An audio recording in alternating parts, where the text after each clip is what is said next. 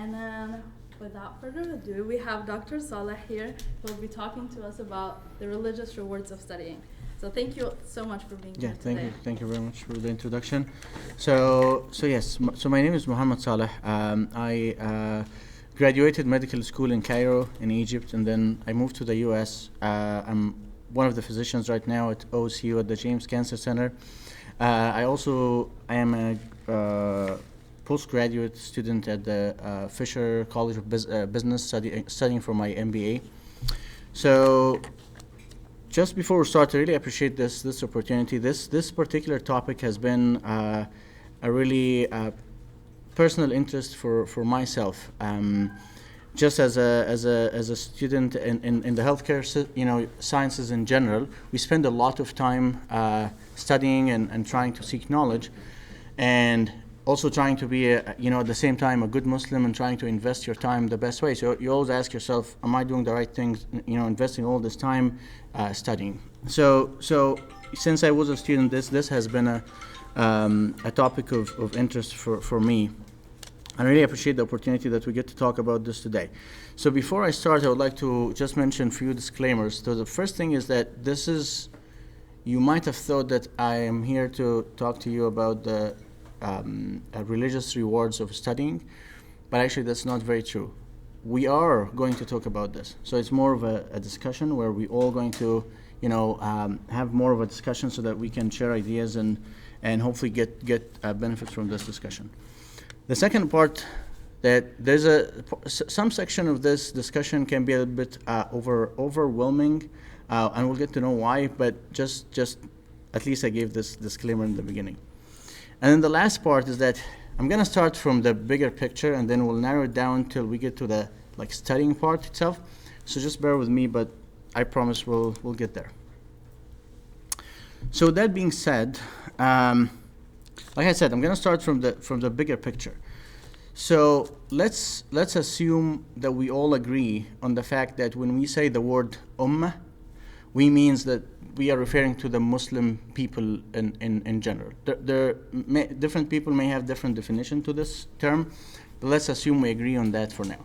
So we as Muslim Ummah in general, at this time, how do you think we're doing in general? Good, bad? Like in terms of like what aspect? I mean generally, as you could say it as civilization-wise. Okay. So how do you think? How decent is it? I don't know. I'm thinking about it a little bit more spiritually. Yeah. So how like the Muslim Ummah is. I don't know. I can't say much for people like back home, but for the West here, I feel like when it comes to like religious identity, we're kind of struggling sometimes. Yeah. So maybe like that's why I say decent. I mean, some people are able to tap into their faith and whatnot. Yeah. And then some people, it's like they struggle maybe because they're like the minority in their classrooms. Right? Yeah. I totally agree with what you're saying. From the spiritual point of view, yes, Islam is the most growing major religion in the world, and there are in comparison to other religions, there are so many Muslims who actually really at least try to practice and focus and practice the religion, which from that point of view, yes we're doing okay, I guess, or good. But from the civilization standpoint, where it goes to our contribution to science and literature, we actually are not doing as good. So, and we'll come to a few numbers now, and this is the overwhelming part. I'm not going to talk about it right at the moment, but we'll talk about it in a second. But what I'm trying to say is that if we are Ummah from the civilization and our contribution to the human movement at this time, if our contribution is not as good, there are many reasons for that, of course. We can't really attribute it to just one reason. There are many reasons to that.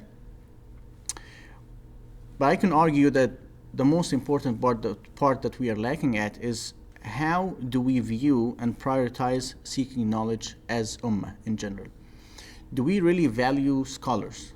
Do you really value the people of knowledge, or not? And we'll come into that in details at this time. So, with this lack of real contribution from Muslims to science in general at this time, is this really what Islam is, promoting us to do, or that's us? Like, does this represent Islam or just us as Muslims? So let's go back maybe to the Quran and see what does it tell us about seeking knowledge and learning.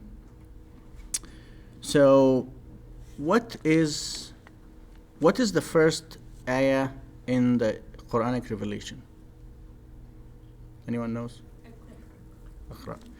So the first actually 5 ayahs. اقرأ باسم ربك الذي خلق خلق الإنسان من علق اقرأ وربك الأكرم الذي علم بالقلم علم الإنسان ما لم يعلم. So in English it translates into, read in the name of your Lord who created man from a clot. Read, and your Lord is the most gracious. He who taught by the pen taught the man what he never knew before. So it wasn't pray, it wasn't fast, it wasn't do Hajj, which all are really fundamental parts of our religion. But the first part, and to put this in perspective, we all know that our Prophet will never ever read a book, right? He was an illiterate. So it's a direct order to read to a Prophet that doesn't particularly read.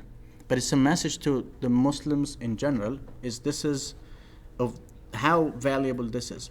All religions, when they, all the prophets, when they started the message and started talking to their people, the common message is that no, we're not going to follow you. هذا ما وجدنا عليه آباءنا. This is what we found our ancestors and parents do, follow, pray and worship other things, so we're not going to follow you. And this ayah, Iqra, came into a community of the Arabs. At that time, they used to call it Al-Jahiliyyah. Al-Jahiliyyah translates into English into like the ignorance or kind of ignorance community, kind of, So it's coming to this where most people actually didn't know how to read or write, and then the first orders were to read and to learn. Was it just the beginning, and then we never really, the Quran never really talked about seeking knowledge? So there are so many ayahs that it will take hours and hours to talk about on how did the Quran clearly say that we have to seek knowledge and we have to think and consider what's happening in the world. But the striking part is that, actually I'll ask this question. What do you think is the most commonly mentioned concept in Quran?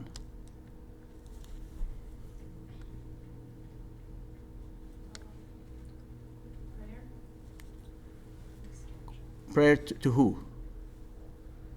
To God, to Allah. So the most common concept was actually the name of Allah, Tawheed, that there is only one God and this God is Allah, and then Allah's derivative names. This was the most commonly mentioned concept with its derivative in Quran. Now, what is the most second concept?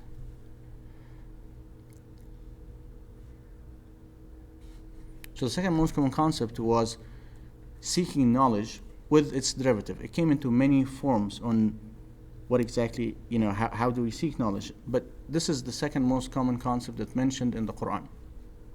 Now, this is obviously not random. Quran is the miracle of our religion. So it's definitely not by chance that the first order was to read and the most common concept was to seek knowledge. And there are so many ayahs, but there's one particular ayah that I like because it mentioned it also in the same order that we were talking. So the ayah says, الَّذِينَ يَذْكُرُونَ اللَّهَ قِيَامًا وَقُعُودًا وعلى جنوبهم ويتفكرون في خلق السماوات والأرض ربنا ما خلقت هذا باطلا سبحانك فقنا عذاب النار. They are those who remember Allah while standing, sitting, and laying on their sides, and reflect. So the first part was remembering Allah and worshipping Allah. The second part, and reflect on the creation of the heavens and the earth, and pray our Lord. You have not created all of this without purpose. Glory to you. Protect us from the hellfire. So I like this ayah particularly because again it mentioned that these are the good people, the people that pray to Allah, and then they also they think about the worlds and have the tafakkur and the meditation part.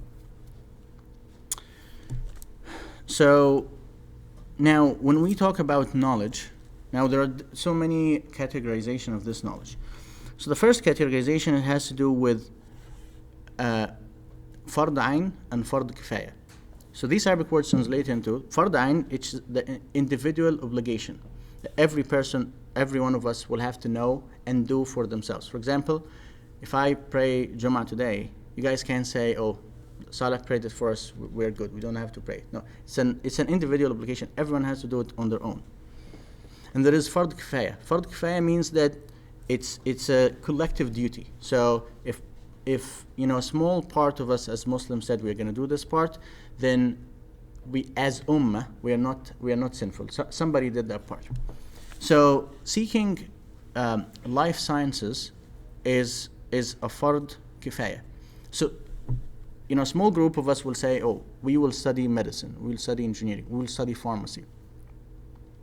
Now the tricky part is, those who said that we are going to be studying pharmacy, now this fard for them changed from being fard kifaya to fard ayn, because they said that we are going to do for Muslims enough in this field. So now this science became fard ayn. This means that they have to take it seriously, because if they don't, the rest of the Muslims said we are good because we have this group of people now focusing on pharmacy, for example. So we cannot be let down from that side. Same also with all the rest of of science. So this is a very important differentiation between types of knowledge, and important to know how critical that is, for every individual in their field. The other division of how knowledge is classified, the first part could be religious knowledge or religious science, like tafsir, tawheed, the biography of the Prophet ﷺ, or tafsir, the explanation of the Quran, or hadith. So and these religious knowledge and science, we have to know what we call in Arabic ما لا يسع المسلم جهله. Basically, it's the knowledge that a Muslim cannot be ignorant of. So in other words, if you are going to pray, so you better know how to pray. So you need to know the fiqh of how to pray. If you are whatever you're doing in religion, you have to know the religious rules of it. This is everyone has to know on their own. It's an individual responsibility. And then then there is the depth in this Islamic knowledge, and this is not for everyone. Some people will specialize in it, and some people won't. And then there is the life sciences, and that comes into that all the practical science, and theoretical science, medicine, engineering, and philosophy, all that. And like I said, this is a fard kifaya. So part of us will have to do it. So with that being said, this is what Islam is telling us about science and seeking knowledge. Now, how are we doing as Muslims?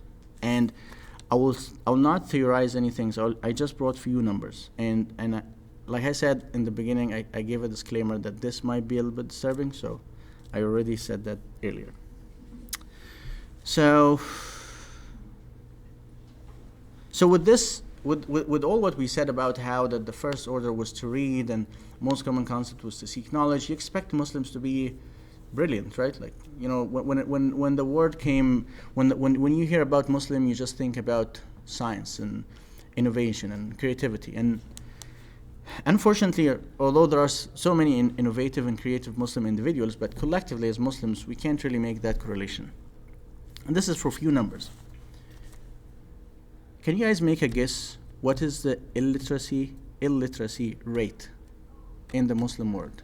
Like, what's the percentage of Muslims who don't read or write across the... Now, I want to say that these numbers, they might not be 100% accurate, just for the fact that it's very hard to get an accurate number out of the Muslim world anyway. But like, for the most part, there are, kind of averages that we're talking about. So what do you think would be the average? 30%. What's that? 30%. Exactly. Yes, 30 to 40% of Muslims don't read or write. I'm not talking they don't know how to use the computer or, surf on Google no, I'm saying they can't read or write. Like the Quran, they can't read it. someone will go and tell them, oh, this 30%, and I'm not saying that the others would understand Quran, but at least that 30% is hard for them. They will take knowledge from whatever source, right? Someone will tell them, oh, the Quran says, go do this because this is what the Quran says. They can't read the Quran, so they'll take that word, right? Whatever that word is. It's a major threat. It's a major problem. 30 to 40%. Now, the other part, which could be relevant to our Islamic society here, is that charity funding for any science-related activity from Muslims is very limited. Like, take an example for Columbus. How many mosques do we have? We have plenty, right? We have mosques in this area, mosques in this area. And then when it's time, for donation to extend the mosque, or have a gym in the mosque, or have extra parking spots in the mosque, right? You'll see a lot of donations. Now, we don't have a good Muslim school in Columbus. There are so many people, so many families, including myself. It's hard for them to decide not to put their kids into Islamic school because the school is very weak academically. And again, we all know that this all comes to funding, right? Because if you have enough funds, you will sponsor really good teachers and have really good system to encourage, the kids and the youth to seek knowledge and become, brilliant. But this is not happening. And this, I'm just giving you an example of Columbus because we all live here and it's easy to think and relate. But I'm sure many of you also lived in other parts of the country and even other parts outside the country, and you can see that the Muslim investment in things that are related to science is extremely poor. If we go to a Noor mosque and say we are gonna make a fund to improve Noor school, I don't think you'll get as many response, because we as Muslims, we don't really put this in our priority at this time. We think about other things that they are the most important parts of our religion, which they are important, but this is a cornerstone. This is a very important part, and obviously we're not paying it enough attention. Now another number, so there are so many university rankings, and it changes every year. So many people, so many organizations make these ranks, but I've checked the ranking over the past, I would say 10 years. For the most common ranking places, it does change every year. There were years where out of the top 500 universities, we had 0 from the Muslim world, 0. There are some other words, at best we had 15. 15 out of 500. And how many Muslims are in the world? It's 25%. So we are 1/4 of the world. So you should expect like 125 of the universities or so, right? In that list. If we at least average, I'm not saying if we are working on this and taking it as per, if we are average, you would expect that, but no, 15 at best. The other number, which is, it's kind of science fiction at this time, but Nobel Prize winners. So there were about 130 winners so far. How many are Muslims there? There are actually 13, which is 1%. But this is 1%. We should have at least 25%, right? Because we're 25 of the population. No, not in science. Nobel Prize winners in general. Actually, that's the point that I was getting to. Half of these 13 were winners in peace. It's an absolutely political, recognition. It has nothing to do. And then the others that got it in literature and science, many of them, they are originally Muslims. But when they got it, they did their research like in the US or in Europe. So their actual production it's hard to claim it that this is like a Muslim achievement. So if you go into the details of the numbers, you'll be surprised that pretty much there were 2 or 3 out of these 13 that were actually, they did their magic in Muslim institution, which is very, very alarming. There are much more numbers into this, like a lot of numbers. I don't think I have time to go through this, but the numbers are all consistent. Again, you can't really trust all the numbers that are coming from the Muslim world, just by heart, but it gives you a trend. It gives you a feeling of how things are. And things are not very well. Now, so you can see a major contradiction between what Islam is telling us and what we as Muslims are doing. Now, I want to go back to one particular hadith. We spoke about how in Quran it was very clear that yes, we have to seek knowledge. This was the first order and everything. Now, in hadith, there are so many hadith. There is one that I particularly like because it has so many reflection, and that's going to be a discussion that we will have now. So I'll say the hadith twice. It's a little bit of a long hadith. So I'll say it once in Arabic and once in English.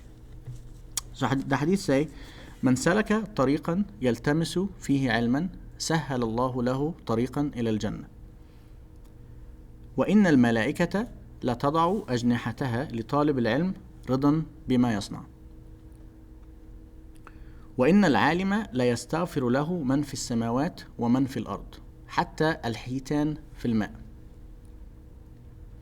وفضل العالم على العابد كفضل القمر على سائر الكواكب وفي رواية أخرى كفضلي على أدناكم وإن العلماء ورثة الأنبياء وإن الأنبياء لم يورثوا دينارا ولا درهما وإنما ورثوا العلم فمن أخذه أخذ بحظ وافر. And this is a sahih. This is a strong evidence that the Prophet ﷺ said this. So in English it translates to, he who follows a path in quest of knowledge, Allah will make the path of Jannah easy to him. The angels lower their wings over the seeker of knowledge, being pleased with what he does. The inhabitants of heavens and the earth, even the fish in the depth of the ocean, seek forgiveness for him. The superiority of the learned man over the devout worshipper is like that of the full moon and the rest of the stars in brightness. The learned are the heirs of the prophets, who bequeath neither dinar nor dirham, but only that of knowledge, and he who acquires it has in fact acquired an abundant portion. So many things in this hadith that worth actually getting into some details. So, the way that we're going to do this, when I said this hadith, some of you might have some reflection or thought about something. So I would like to hear that. I would like to have it as a discussion. So what did you guys feel when I said that hadith? First of all, did anyone hear about this hadith before? Okay. So what did you feel when you heard it? I felt like that I'm lucky because like I'm pursuing a science career, and then like God is like so merciful on me. He's like, I know you're struggling in this path, but I just want to tell you like this path it's making it easier for you to go to like heaven. Yeah. So it's also like, although it's hard, but it's also like super merciful that it's just like me just pursuing knowledge is just making it easier for me to also be good at my deen. Yeah. Okay. That's great. So just imagine if Islam, our religion, did not reward us on seeking knowledge. Like, what would you be pretty much wasting your time now? Like, you're just spending all the time going to lectures and seeking knowledge, but it has nothing to do with Islam, so it's pretty much a waste of time. But alhamdulillah, that's not the situation. Okay, what other thoughts?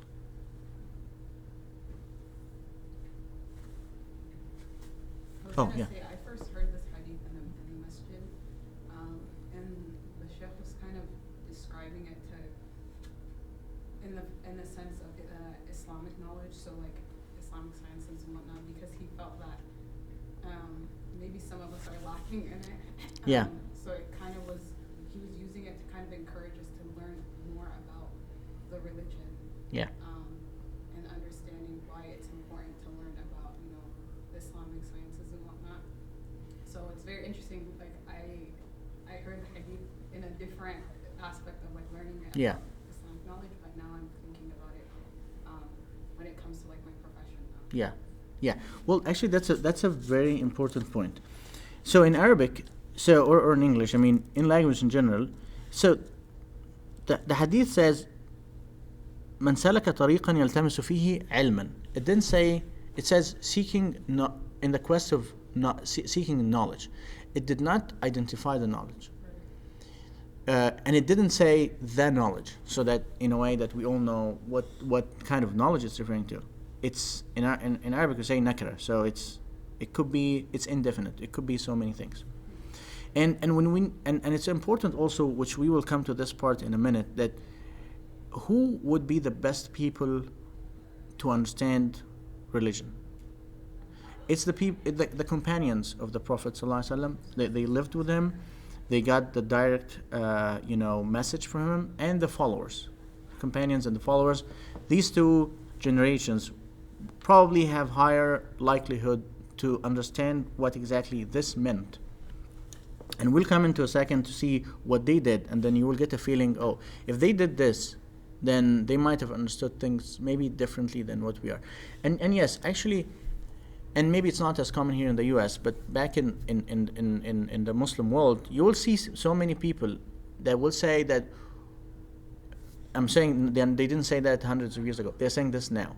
They will say, why do we waste our time and effort seeking life, sciences and life knowledge, while the West is doing it for us? Like, why do we have to invent stuff? They are inventing all the medicine that we need. They're inventing all the equipment that we need. Maybe we can just let them do that, and that we just focus on praying. This narrative is not a small fraction. It's not a rare find. This is a common narrative that you will see in the Muslim world, and you can see the consequences of it in just checking few numbers, right? It all makes sense. It's all consistent. And actually, when you see, many people know, who here knows Al-Shafi'i, Al-Imam Shafi'i? So we all know Al-Imam Shafi'i. He's one of the very well-known Muslim scholars. He has his own, basically, in fiqh, there are four different schools. He has one of the major schools there, and many people know that he knew about Islamic religions, but not so many people know that he also studied medicine, and in his area he was a physician in the standard of that world at the time. We don't know that part. So why, if he is so sufficient about knowing the religious matters, why did he spend time learning medicine? Right? Maybe he left, and there were good doctors at that time. Medicine in the Muslim world at that time wasn't as bad. So why did he need to do that? And many of the scholars, we'll come to this in a minute, and then we'll see. But going back to this hadith, there are some few reflections that I would like to highlight. So the first part is, like we said, it said, in a quest of knowledge. It didn't specify this knowledge. So anything that you could learn will actually be part of this. And it's important that when you're, like, let's say you're coming to your school and getting classes, just having this intention and this mindset that I'm going to the class, yes, but this is a path to Jannah that I'm doing. If something happens to me on my way and I have this intention, I'll be in a much better place. Just because of the intention, because of my understanding of the value of what I'm doing actually.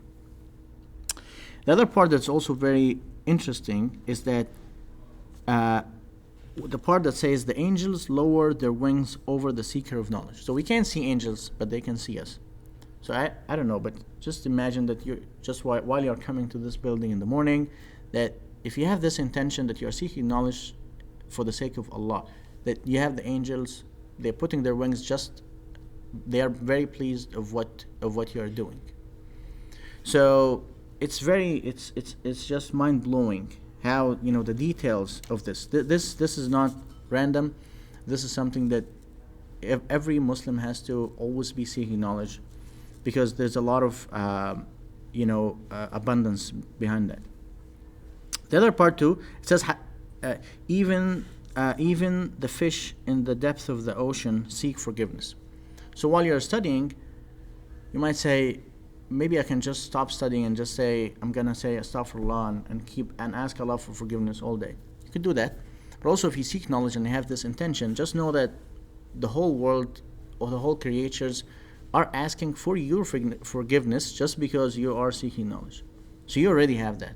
I mean, you still have to forgive, to ask for forgiveness. But just know that there is, that this part is there as well. The other part, which is, also very interesting, that says that the superiority of the learned man over the devout worshipper. So it didn't say the superiority of the learned man over the unlearned man or the ignorant man. No, it said over the worshipper. So that worshipper is also good. But the comparison is telling you that you could spend all day in mosque and pray all day, which if you take the neyya, you will get a lot of rewards. But the hadith clearly says that the difference between that devout worshipper and the one who's seeking knowledge is like the difference between the light that comes from the moon and the light that comes from the rest of the stars. You can barely see the stars, just a dot. But in the moon, you can see a lot of brightness from it. And this is one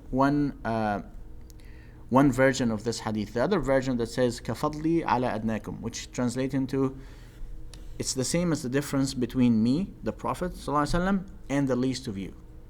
So the difference and the superiority of the learned is like the difference and the superiority of the Prophet ﷺ in comparison to the rest of the Muslims. So that's major, that's big. And again, this is an opportunity. You are already seeking knowledge, you are already studying. Maybe do it with a different perspective and think more thoroughly of how is this related to your religion.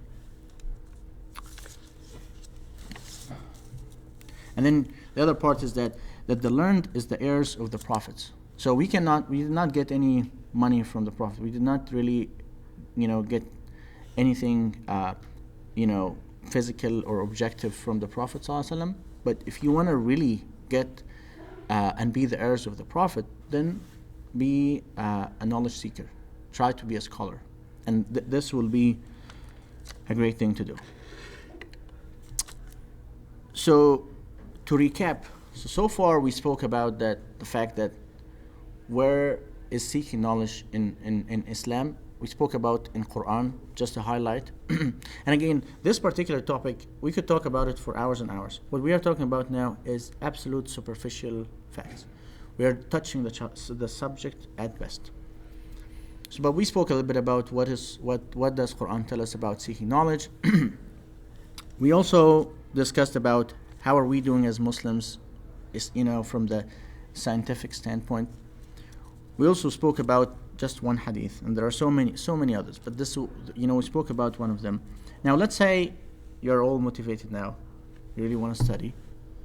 So what is the most important part? Now, seeking knowledge, there is a part that says a whole science that talks about adab talab al-ilm. So in English it translates into the rules or the virtues of seeking knowledge. There are certain parts that we as Muslims have to follow while we are seeking knowledge, so that we don't do it for, so that when someone sees us say, oh, this is a knowledgeable person. We don't do it for fame, we shouldn't do it for money and all that.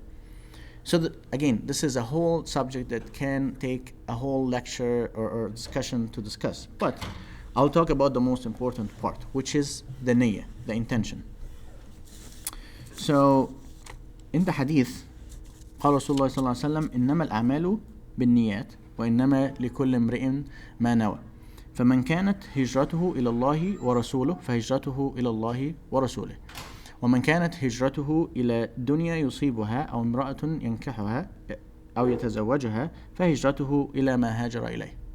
So in other words, it says that the reward of deeds depend upon the intentions, and every person will get the reward according to what he has intended.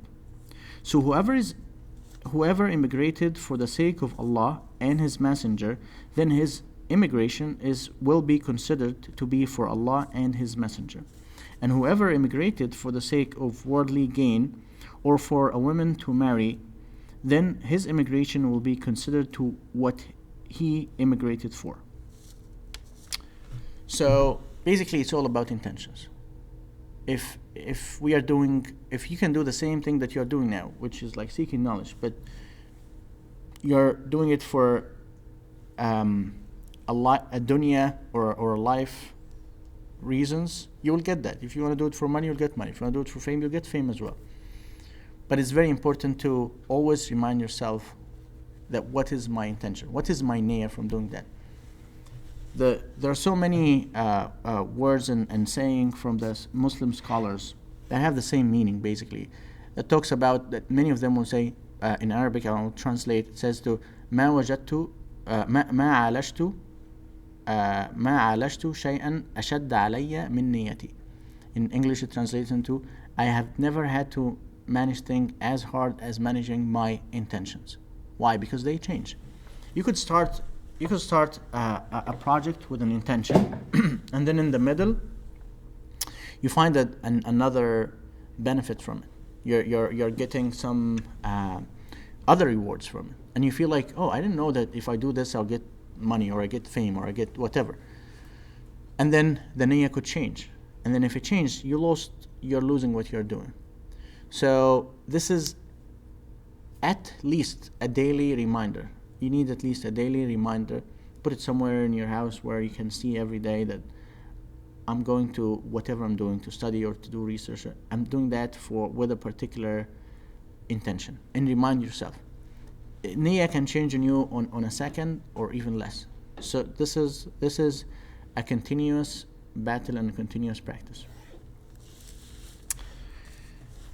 Okay, so now that we spoke about the niyyah, now let's see if this is really what Islam about, and we are saying that the companions and the followers, they really understood Islam best. So we expect that they also they were seeking knowledge in a different way. And it all goes back to the attitude. How is the attitude while seeking knowledge? So now this is the other part that could be also overwhelming, but we'll go through it. I will basically share with you a few stories about our companions and followers and see how did they approach knowledge. So we'll go back to a story about Imam Shafi'i. They ask him, so I'll say, so they ask him, what is your interest in seeking knowledge? How motivated are you in seeking knowledge or studying? So he said that it's the same motivation that a mother who only has one kid and then she lost him and now she's looking for that kid. So in Arabic it says كيف طلبك العلم قال كطلب المرأة المضلة ولدها ليس لها غيره. So a mother has only one kid and she lost him and now she's just running all over the place to find him. This is my motivation about seeking knowledge. This is how serious I am in doing it. Like I said, Imam Shafi'i, he has a lot of contribution to the Islamic studies and also to the life sciences, medicine and philosophy and many others. The other part, Yahya ibn Kathir, and he's also one of the Muslim scholars, said, لا يستطاع العلم براحة الجسم. Knowledge cannot be acquired with sloth. So if you want to seek knowledge, you can't be just seeking comfort. There is no comfort in this path, pretty much. You will get comfort, but if this is only what you're looking for, knowledge is not going to come. Another funny story, a little bit funny, but Ibn al-Jawzi, rahimahullah, they said that he once said, I'll say it in Arabic and say it in English then, بقيت سنين أشتهي الهريسة ولا ألقاها لأن بائع الهريسة يبيعها وقت الدرس. So he's saying that for years I wanted to eat a particular dessert, but I couldn't eat it for years just because the guy who sells it, he sells it at the time of my class. So for years he couldn't just eat it because of that. And then another one of the companions, Abu Ayyub al-Ansari, he said that he خرج من المدينة المنورة إلى مصر إلى الفسطاط من أجل حديث واحد. So he came out from the Medina to Egypt, around Cairo, that he wanted to confirm on one hadith, one saying of the Prophet. He didn't take a flight, of course. He didn't drive. He had to walk and use his camel and all that to just get one hadith, which is like for us now, it's just a click on Google. He did that. Now, this is not the interesting part of the story. The interesting part of the story is that he says, وَلَمْ يحل الراحلة. So means that, so when you're on a camel, like you put it, you connect it to a tree or something, and then you go do what you're doing, and then you come back. He didn't do that. He got the hadith while he is on the camel, confirmed it, and then left back. So he didn't, in other words, he didn't park.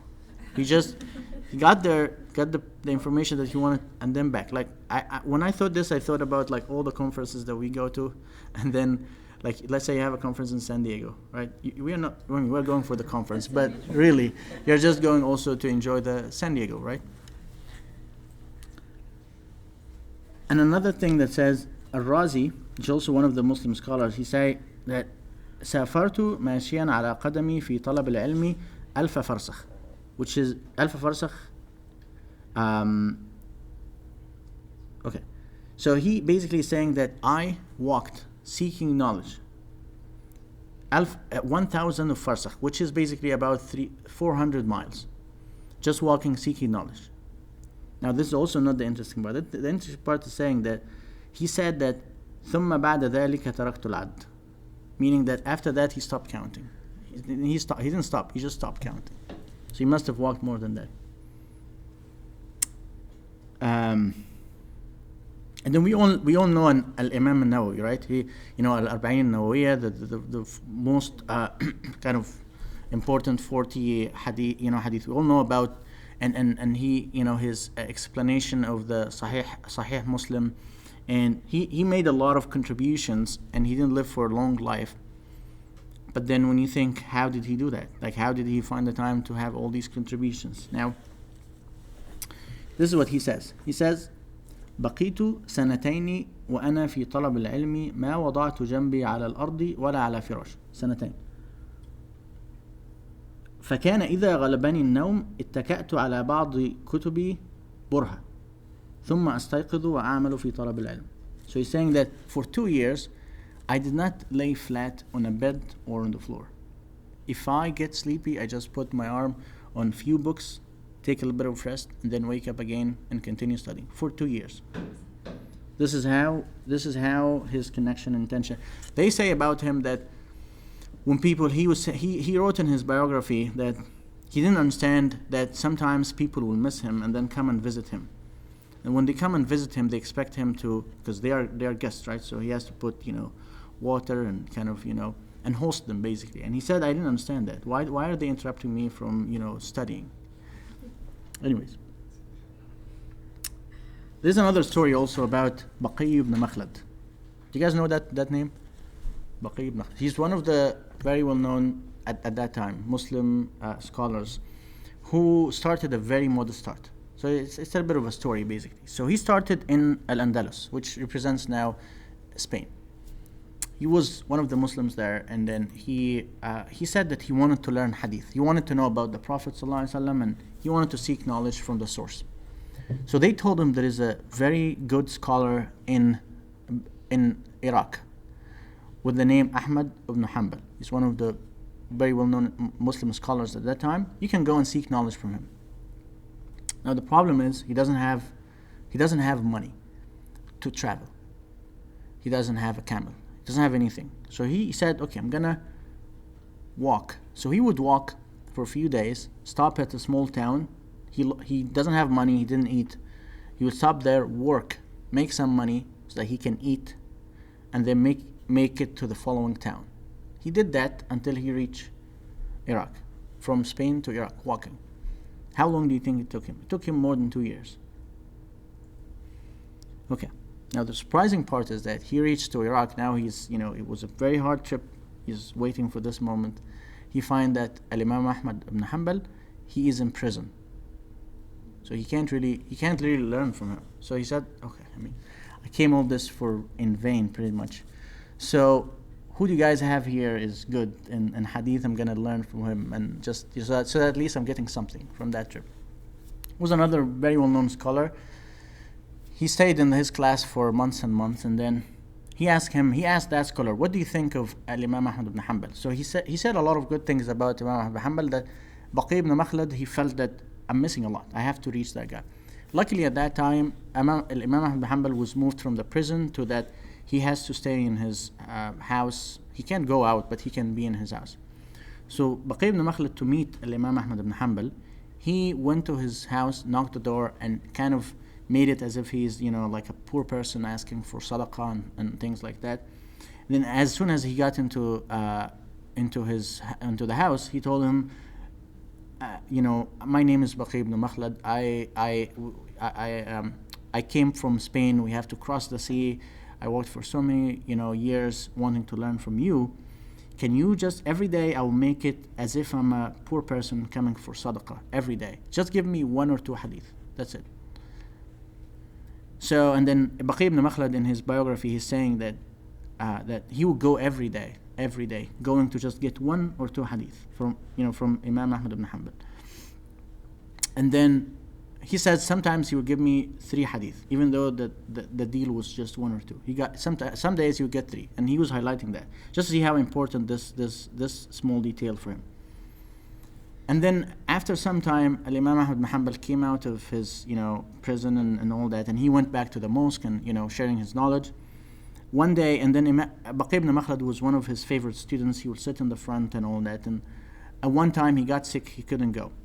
And he didn't buy a house or anything. He was staying at even though he's been there for years, but he was staying in a transient kind of, it would represent a motel in our days now. And he was staying there, so Imam Ahmad ibn Hanbal missed him. He said, where is Baqi ibn Makhlad? So they said, we heard that he is sick. He said, okay, let's go and see what's happening with him. This is just how important Baqi ibn Makhlad as a student to his basically master, Imam Ahmad ibn Hanbal. He said, let's go and see him. So Imam Ahmad ibn Hanbal was a very well-known scholar at that time, that when he walks, hundreds of people are walking after him. They got into that motel.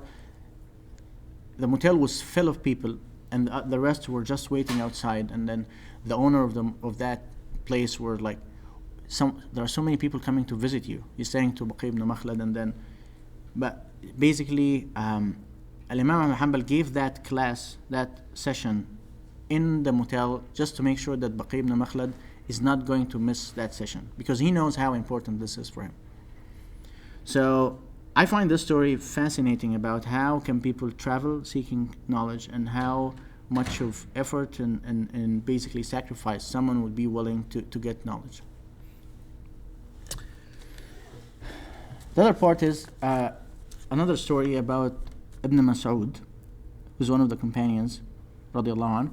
He would say in Arabic, ما ندمت على شيء ندمي على يوم غربت شمسه نقص فيه أجلي ولم يزد فيه علمي. He said, I never regret anything more than a day that passed where I lost 1 day of my life and I did not gain any knowledge. This is his biggest regret. Another part that's also quite interesting, that and this is not him. There were so many scholars at that time that they would say, I will say in Arabic again, in English, أنا أحب سف الكعك على أكل الخبز لأن سف الكعك لا يأخذ وقتا وأكل الخبز أنتظر حتى أقطع وأغمس وغير ذلك فتذهب الأعمار في الأكل.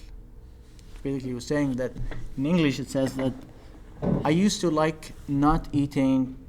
I used to like to eat the kind of breaded crumbs of bread, and I would just shove it all in my mouth at once, because that saves me time. Because the other part is just to get a piece of bread and then cut it and then put something in it, and I waste my time doing that. And he was saying that just by doing that, he was reflecting and saying, this is where we waste our life eating.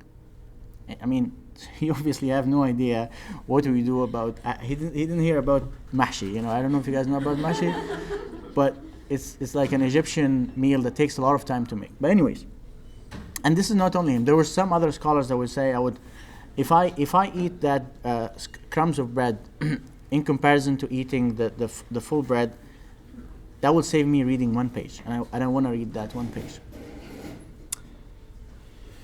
So there's a lot of stories about the attitude of Muslim scholars seeking knowledge. And now when they did this, there's also a lot of outcome. That takes also so many sessions to discuss. I'll just highlight a few things. The first hospital in its modern terms, where you have specialties, different specialization, where you have a GP who will get the main patient and then divide them into different sections by their specialty. This was in Islam, in Iraq, in Baghdad. Muslims also knew the mobile hospitals. Well, they have like 40 camels of medical personnel and equipments, going to different towns to treat people. Also, Muslim had a lot of Muslim charitable funds for pharmacy plans. Like the Muslims have this understanding of what is important to. So in Arabic it says waqf. So they have an Islamic fund just to make sure that we have enough farms to plant the medicine that we use. And Muslims were the first people to establish this medical center idea, where you have a hospital that has different specialties, they have a hotel for the relatives to stay at, they have a rehab center so that people can stay, and then they have wards with different specialties. One of the first to talk about medical ethics. In fact, one of the first books in medical ethics was done by a Muslim physician. It's all about like simple things, take consent and all that. And there is a lot more to say about this. But just from what we talked so far, it seems that the Muslims who would practice Islam the best, the companions and the followers, knew Islam and understood it in a different way than what we do. We take science and knowledge is that because we have to do it because this is what parents told me, or this is also my way to be successful in life and make good money and be in have a like a socioeconomic status. But Islam and Muslims did it for a different reason. And also it's important, and this is the last point that I'm going to discuss, is that we as all of us here are doing something or did something with OSU. So just this is a huge privilege. There are 1/3 of the Muslims don't even know how to read or write, and say they got into college, they don't even know how to read or write. The percentage of Muslims in these high elite universities and institutions around the world is very limited. So you are at, it's good. Congratulations for doing that. It's great. But also that's not, it comes with a responsibility. Then if we as Muslims want to have the best Muslim pharmacist, then where are they going to come from? Well, probably somewhere in a university like OSU. So if someone is gonna do some significant research advance in one of the fields for all other sciences, where do you think the chances of this happening? Probably Muslims that are in institutions like OSU. So it comes with a responsibility that we have to use it to the best of our knowledge, and we have to make sure that we do not save any effort in investing in this opportunity. So there is a lot more into this topic, but I think for this session, I think this is a good recap and highlight about what's the importance of this topic. And thank you very much.